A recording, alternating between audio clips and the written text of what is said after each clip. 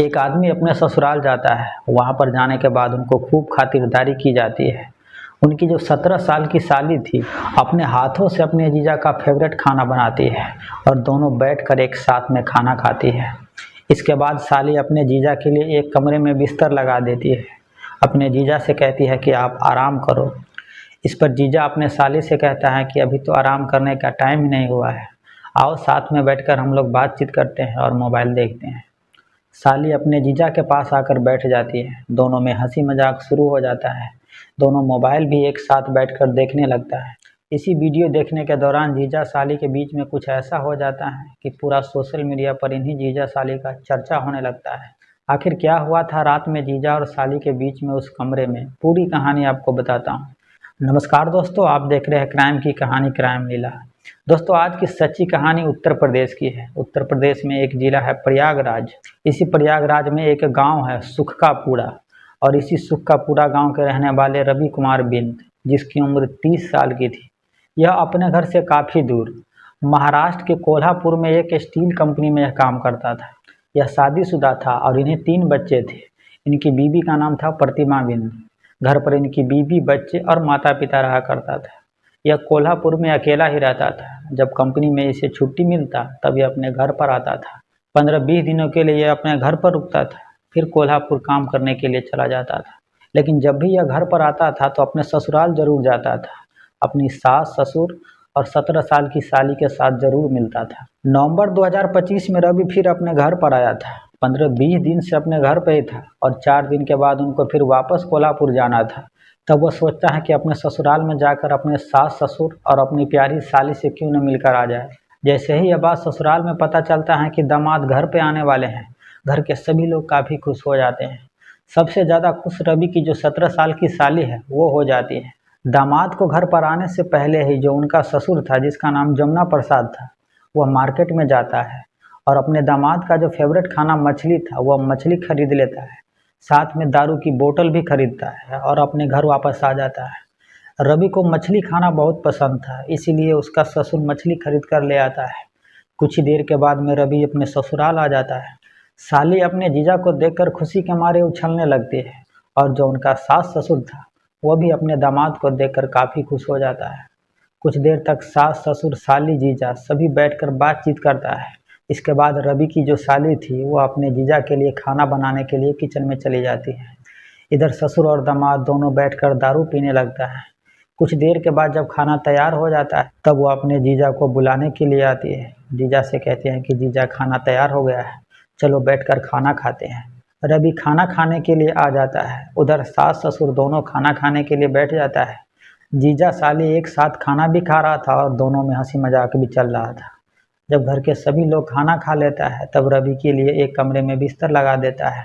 साली अपने जीजा से कहती हैं कि आपका बिस्तर तैयार है, आप जाकर आराम कीजिए।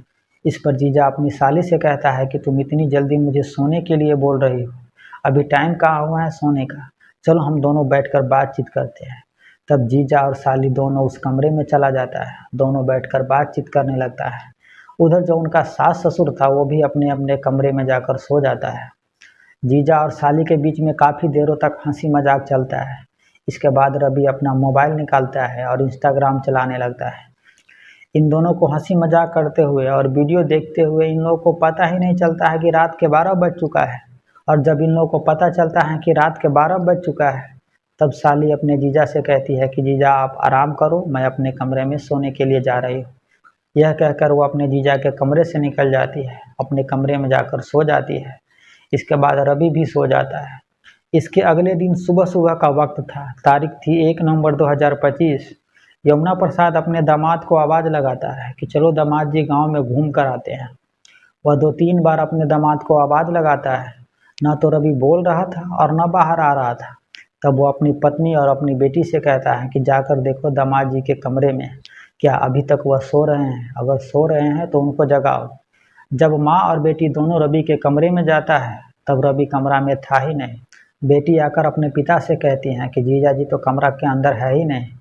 यह बात सुनकर जमुना प्रसाद को थोड़ा अजीब लगता है कि इतनी सुबह सुबह उनका दामाद कहाँ चला गया है। घर में किसी को कुछ बताया भी नहीं था और किसी को मालूम भी नहीं था कि वह इतनी सुबह सुबह कहाँ चला गया। तब वो अपने दामाद के मोबाइल पर कॉल करता है, लेकिन मोबाइल फ़ोन स्विच ऑफ आ रहा था। तब वह अपनी बड़ी बेटी को कॉल करता है, लेकिन उनकी बेटी कहती है कि यहाँ तो रवि आया ही नहीं। तब जमुना प्रसाद अपने दामाद को ढूंढने के लिए गांव में निकल जाता है, लोगों सबसे पूछने लगता है। उसी वक्त कुछ लोग खेत की तरफ जा रहा था। तभी एक आदमी की नज़र एक खेत में लाश पर पड़ती है।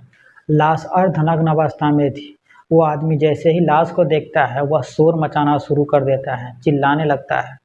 चिल्लाने की आवाज़ सुनकर जमुना प्रसाद खेत की तरफ भागता है। गांव के भी बहुत सारे लोग उस खेत की तरफ जाने लगता है और जैसे ही जमुना प्रसाद उस खेत में पहुंचता है, लाश को देखता है, तब वह रोने लगता है।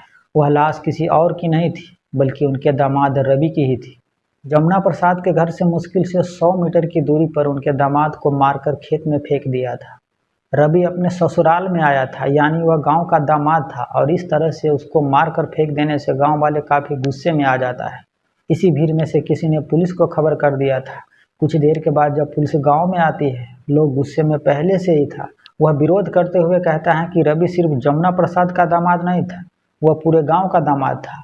जो भी रवि का कातिल है, आप जल्द से जल्द उस कातिल को पकड़ो, तभी हम रवि को अंतिम संस्कार करेंगे। पुलिस गांव वाले को विश्वास दिलाता है कि हम जल्द से जल्द रवि के कातिल को पकड़ेंगे और उसे कड़ी से कड़ी सजा दिलाएंगे। बड़ी मुश्किल से गांव वाले मानने के लिए तैयार होता है। इसके बाद रवि को लाश को पोस्टमार्टम के लिए भेज देता है। पुलिस 2 दिनों से रवि के कातिल के बारे में पता लगा रही थी, लेकिन कुछ पता नहीं चल रहा था। 2 दिनों के बाद जब पुलिस को कहीं से कुछ पता नहीं चल रहा था, तब पुलिस को घूम फिर कर जो उनका ससुर जमुना प्रसाद है, उसी पर शक हो रहा था, क्योंकि लाश जमुना प्रसाद के घर से मुश्किल से 100 मीटर की दूरी पर मिला था और जमुना प्रसाद बोल रहा था कि उसे कुछ पता ही नहीं है। पूछताछ करने के लिए जमुना प्रसाद को पुलिस थाने पर बुलाती है, उससे पूछताछ करती है। शुरुआत में तो वह इधर उधर की बात करता है, लेकिन जब पुलिस सख्ती से पूछताछ करती है, तब वो अपना जुर्म कबूल करता है और बताता है कि हाँ, उसी ने ही अपने दामाद को डंडे से पीट पीट कर रात में ही कत्ल कर दिया था। अब सवाल यह था कि जमुना प्रसाद ने अपने दामाद को उनको फेवरेट खाना खिलाया, साथ में दारू भी पिलाया, फिर रात में अपने दामाद को इतनी बेरहमी से क्यों मार डाला। तब वह पूरी कहानी बताता है कि क्यों अपने दामाद को रात में ही मार डाला था। रात में जब खाना खाने के बाद सब लोग सोने के लिए चला जाता है, रवि भी अपने कमरे में सोने के लिए चला जाता है। तब वह अपनी साली को अपने कमरे में बुलाकर उसके साथ बातचीत करने लगता है, हंसी मजाक करने लगता है। रात के 12 बजे के आसपास रवि अपने साली को गलत तरीक़ा से छूने लगता है। इस पर उसकी साली को लगने लगती है कि उसका जीजा उसे गलत तरीक़ा से छू रहा है। तब वह वहाँ से उठकर अपने जीजा से कहती है कि रात काफ़ी हो गई है, अब मैं अपने कमरे में सोने के लिए जा रही हूँ, और यह कहकर वह जाने लगती है। तभी रवि अपने साली को पकड़ लेता है और साली से कहता है कि कहाँ उधर सोने के लिए जा रही हो, तुम आज मेरे साथ ही सो जाओ। यह कहकर वह अपना कपड़ा खोलने लगता है और पूरी तरह से नग्न हो जाता है। जीजा को नग्न देखकर वह अपना मुंह घुमा लेती है और अपने जीजा से कहती है कि आप बहुत गंदे हो, मुझे अभी जाने दो, मैं अपने कमरे में सोने के लिए जा रही हूँ। वह उस कमरे से भागने की कोशिश करती है, लेकिन फिर से रवि पकड़ लेता है और अपनी साली के साथ ज़बरदस्ती करने लगता है। साली को लगने लगती है कि वह अपने जीजा के चंगुल से छूट नहीं पाएगी, उसका जीजा आज उसके साथ रेप कर देगा। तब वह चिल्लाने लगती है, चीखने लगती है। चीखने चिल्लाने की आवाज़ सुनकर जमुना प्रसाद जो दूसरे कमरा में सो रहा था, उसकी नींद खुल जाता है। उसे लगने लगता है कि यह चिल्लाने की आवाज़ तो उसकी बेटी की है। तब वह बड़ी तेज़ी के साथ जिस कमरे में चिल्लाने की आवाज़ आ रही थी, उस कमरे में जाता है, और जैसे ही उस कमरे में जाता है तब देखता है कि उसका जो दामाद है रवि, वह बिल्कुल नग्न अवस्था में है और उसकी छोटी बेटी के साथ ज़बरदस्ती करने की कोशिश कर रहा है। यह देखकर वह गुस्से से आग बबूला हो जाता है। कमरे के अंदर डंडा पड़ा हुआ था, वह डंडा उठाता है और उसी डंडा से सबसे पहले दामाद के सिर पे मारता है। सिर पर जो पहले ही वार किया था, इतनी ज़ोर से वार किया था कि उसी वार से रवि की मौत हो गई थी। लेकिन इसका गुस्सा शांत नहीं होता है, वह लगातार अपने दामाद को पीटने लगता है, पूरे जिस्म को वह छलनी कर देता है। जब उसका गुस्सा शांत होता है तब तक तो रवि की मौत हो चुकी थी। जब रवि मर जाता है तब यह घबरा जाता है कि अब क्या किया जाए। कुछ देर तक सोचने के बाद जमुना प्रसाद सोचता है कि अगर वह अपने दामाद की लाश को खेत में जाकर फेंक देता है तब वह पकड़ा नहीं जाएगा। दामाद बिल्कुल नग्न अवस्था में था, तब उन्हीं के अंदर पैर उनको पहनाता है, अपने दामाद को कंधे पर उठाता है, खेत में जाकर अपने दामाद की लाश को फेंक देता है। फिर वो अपने घर वापस आ जाता है और आकर रात में सो जाता है। तो दोस्तों, यह थी आज की सच्ची कहानी। इस कहानी में एक ससुर अपनी एक बेटी को इज्जत लूटने से बचा लेता है, लेकिन दूसरी बेटी के अपने ही हाथों से सुहाग उजाड़ देता है। इस कहानी के बारे में अगर आप कुछ कहना चाहते हैं तो अपनी राय हमें कमेंट कर कर ज़रूर बताइए। हम आपसे ऐसे ही सच्ची कहानी के साथ मिलते हैं। तब तक आप अपना बहुत सारा ख्याल रखिए। जय हिंद, जय भारत।